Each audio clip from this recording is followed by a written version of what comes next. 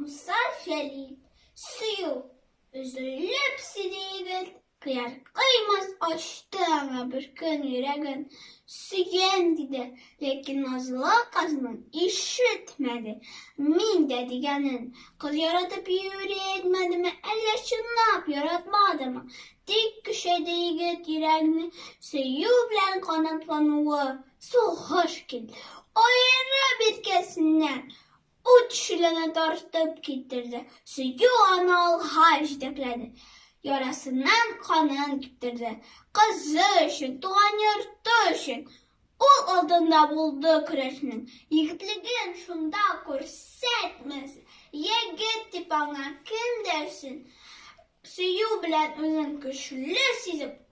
O atladı dertli ümitli. Jimu tanga jirde kovanğanda. Gedire yıktı. Ahıra yigitini.